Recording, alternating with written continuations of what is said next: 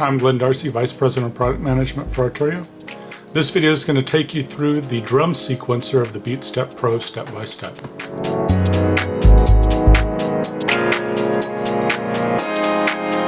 Alright, so this video, as said before, is going to just cover the drum sequencer section. Now the drum sequencer is a 16-track sequencer. It's really 16 sequences in one. And most people understand the idea of a drum sequencer. It sequences drum sounds. So let's start off. The easiest way to show what it does and how it does it is to just make a pattern. So I'm going to go and clear the pattern. First thing to do to clear patterns, press and hold the Shift button and hit step button number 1. That is clear pattern. Alright, first things I want to do is check what mode I'm playing in. I want to know what the time division is and the direction. It's going to default on a clear to be in forward and 16th notes. You find that by hitting the Shift button. I can change it and go into reverse mode 1/8, but forward 16ths is the standard. Now you can hear I've got some sounds. I'm using an Ableton drum rack right now to trigger a bunch of samples, just going via USB MIDI. So the first thing we'll do is we'll start with the kick drum. So standard step drum recording. Choose your drum, hit your step buttons. So we'll do a hi-hat next.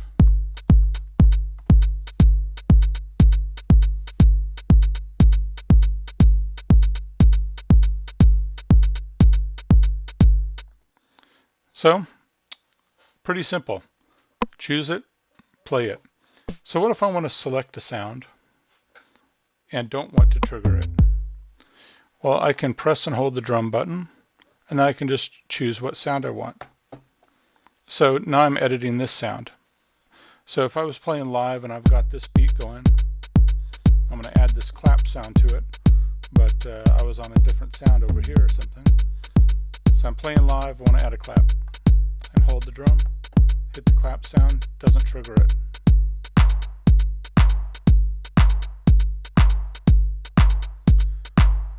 Now we love that, so we want to save it. So to save a pattern, you hold down the save button and then choose 1 through 16 off of these steps. I'm going to save this in number 2. So number 1 is, or let's go to number 2. And there it is. Now remember it was originally in number 1. So let's go back to number 1. Hey, wait a minute, it's all gone. That's because I didn't save it in number 1. So while I'm in number 2, I can add all kinds of stuff to it.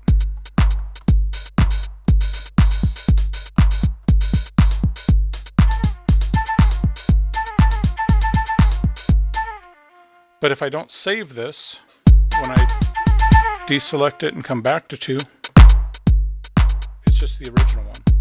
Now that can be good in that you can, in a live situation, start adding beats, changing beats up, doing things in a live manner, and then always go back and get your original preset back. But if you're building things in a live situation, you've got to remember to save. So if I decide I like this, and now I want to build on this, I might save this to number 3. We go to number 3. I'm going to go into real-time record. So you save it. So we're on number 3. Now we want to add something. We can, pick and choose.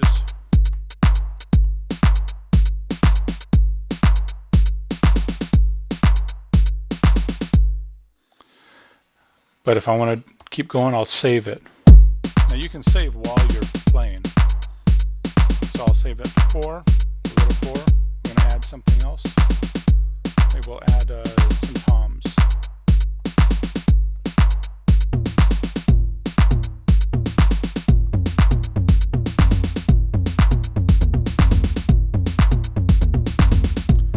And I'll save that one. So I've shown choosing your patterns here off the front panel. One other thing that you can do though is if you want to directly access them, hold drum and then choose the pattern here. So we're back on number 2, go to number 4.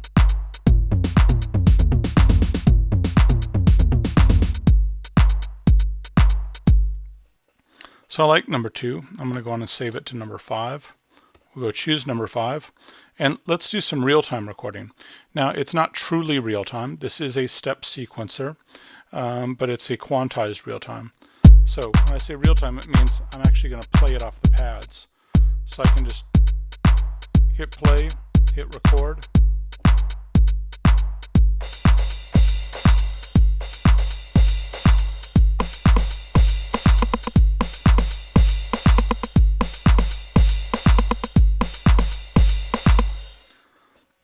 That easy. Let's go on and clear that pattern, and let's go on and just real-time record. Now here's a problem. I can't hear what I'm doing.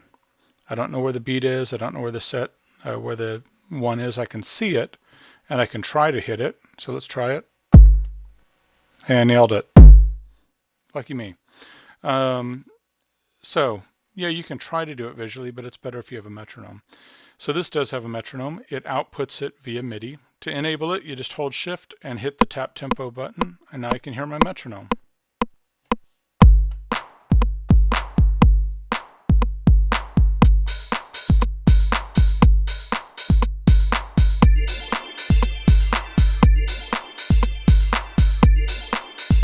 So now I can turn off the metronome because I know where everything is, and hit Shift and metronome.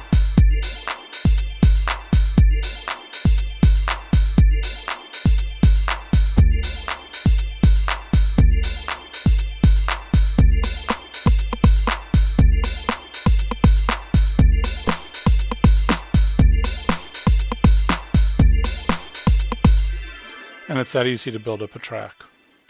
So I've decided I really like this, but I want it to be, instead of 1 measure looping, I want it to be 4 measures long. So we want to extend this out, and I'm going to copy this first measure. So to extend a sequence, you use your last step buttons and these two, your left-right arrows. So right now you can see that we're in measure 1 out of 4 measures of 64 steps. So what I can do is hold Shift and hit this right arrow button, and each time I hit it, you see it's moving down. What it's actually doing is it's copying those first 16 steps and then moving it and shifting it into the other beats. So because it's the same thing, it's hard to tell that there's something different here. So what I can do is I enable both of these, and you'll see where the pattern currently is playing with the red LED. The white LED is showing you where the last step is.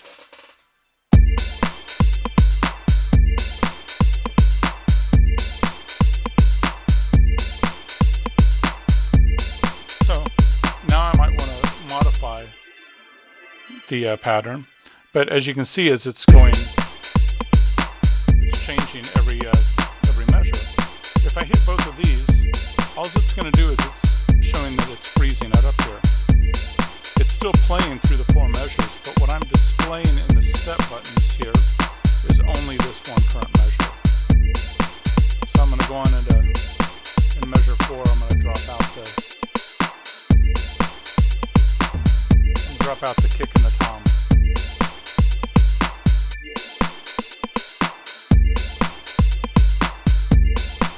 So you can see it.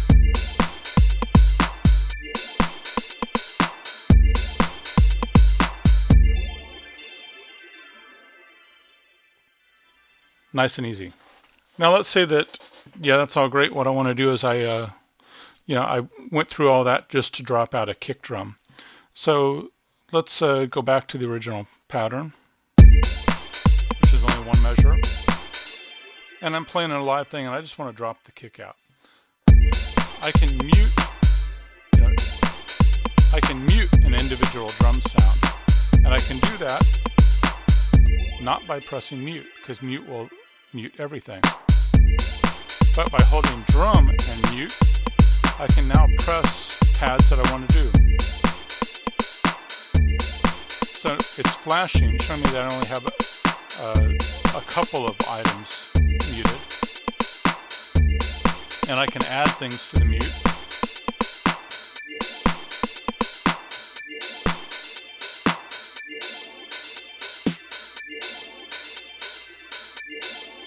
So you can see I've got a whole lot of things muted. When I hold drum and mute, I can see what's muted.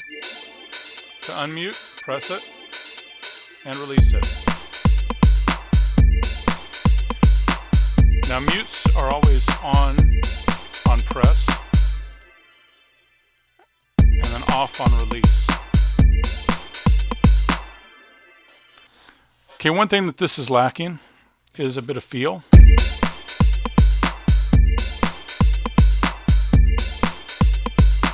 So right now, we've got no swing on it. So to add some swing, I can just turn the swing knob.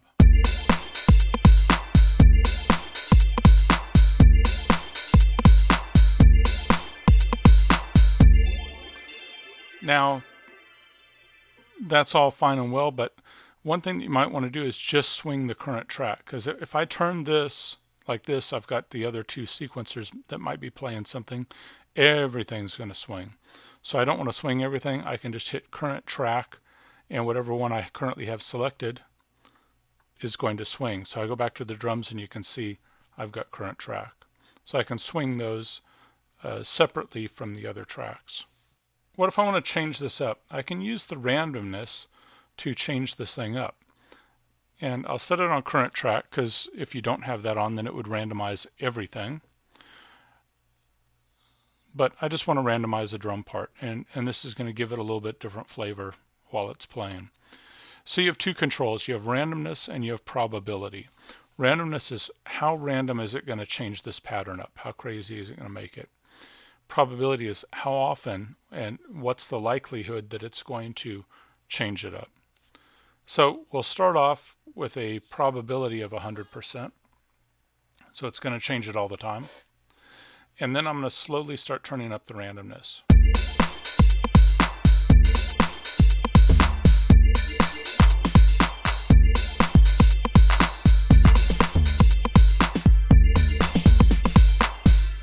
So that's a whole lot of stuff kind of going on.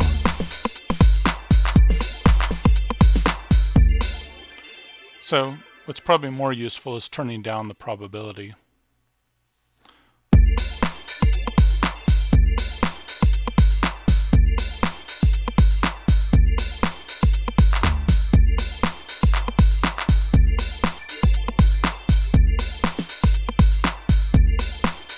And you can hear it just adds a little flavor to it. Turn it off. There's the original pattern.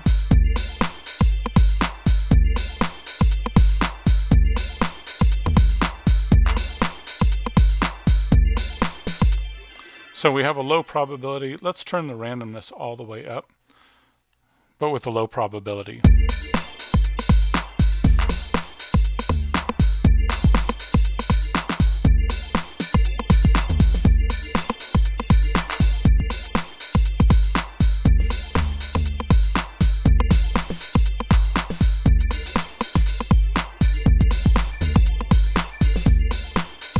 And then you can dial it back to find something that you like a little bit better.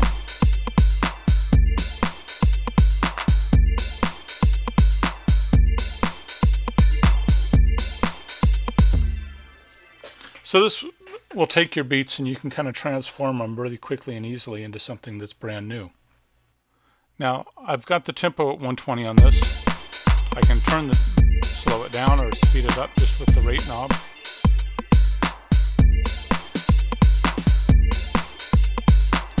Or I could go in and I could sit here and tap it in at a different tempo if I wanted. But one thing we have is we have the ability to do fine control as well on the tempos. So you can hold the shift button, and when I hold the shift, you can see it goes to .00 on the display there. And as I turn this, you can see I can increment the tempo in tenths and 100ths of a BPM.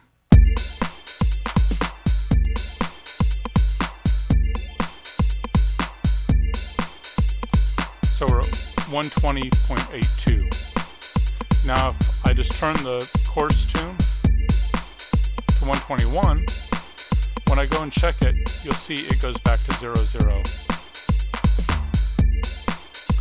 So any changes here are going to wipe out the tenths and 100ths.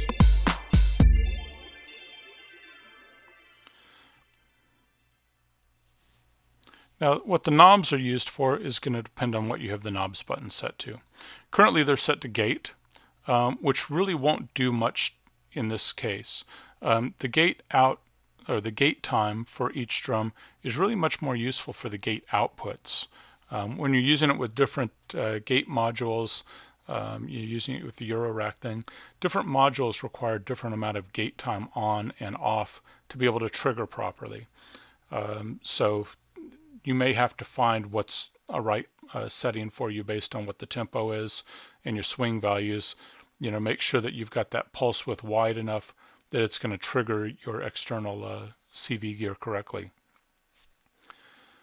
The shift will allow you to shift in individual beats forward or backwards in time. So if I've got it and it's hitting right here, I can always push it a little bit earlier or a little bit later. Yeah, I could pick and choose a single step and you push it earlier in time or later in time. So the other one is velocity. So here, let's go get a cleared pattern, and I'll just get a hi-hat here. Now when I clear it and I put it in, each of my velocities are going to be preset to a preset level. They're at 100 in this case. So now I want to accent the 1, 2, 3, and 4. I just go find 1, step 5, step 9, and 13. So you can hear those are accented. Now I can kind of go and just randomly tweak things here on some of the other steps.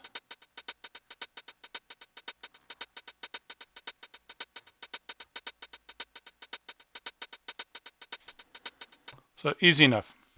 Those do velocity, gate, or shift, depending on which mode you have the knob set to.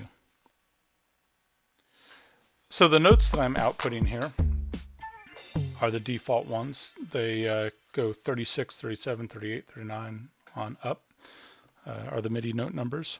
But you can set and choose these. And you can do this using the MIDI Control Center software. So if you get the MIDI Control Center software, which you should, because there's going to be firmware updates and things that you can only do via that. And there's some other parameters that you can only edit via it. So go to arturia.com, go to your BeatStep Pro, and go under Resources, and you'll find the link to the free software. Okay, so setting up the drum notes. You go over here under the side over here, Global, and then I can scroll all the way down to this area that says Drum Map. And Drum Map, you can see currently it's set to chromatic, and you can go down the list and see it's, like I said, 36, 37, 38, so on and so forth. If you click on this, you can see there's a few options. One is custom, one is Spark, one is general MIDI. What these do is they'll just remap the output notes for each of these pads, and they'll kind of tie them closer to some of these other settings. So like our Spark drum machine, we start at 60. And we've kind of laid this out to map what it does in Spark. General MIDI, you've got some other note layouts and some things that kind of make it work well. But, I didn't mean to go off there, but here, the other is custom. And so you can customize how you have these set. So if I decided, yeah, I want the closed hat here and the open hat here, and I want a snare one and rim shot and a clap here, I can move things around how I want here, set it up for yourself, customize it all. But we're going to stick with the chromatic standard because really it's going to work with pretty much everything. It's going to work with your Ableton drum racks.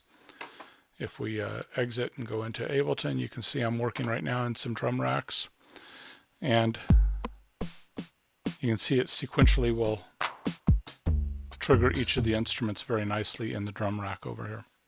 So in closing, you can see the drum section is really easy to use. It's a lot of fun to use. You can see there's a ton of potential here as far as what you can do from just live performance or building patterns on top of another pattern, building it up, expanding it. With 16 sequences per project and 16 projects, you have a whole lot of possibilities with this thing. So enjoy it. Be sure to visit arturia.com, go under the BeatStep Pro product, and check out the Resources tab. In the Resources tab, you're going to find more tutorials, tips, tricks, and other extra files that'll help you in using your BeatStep Pro.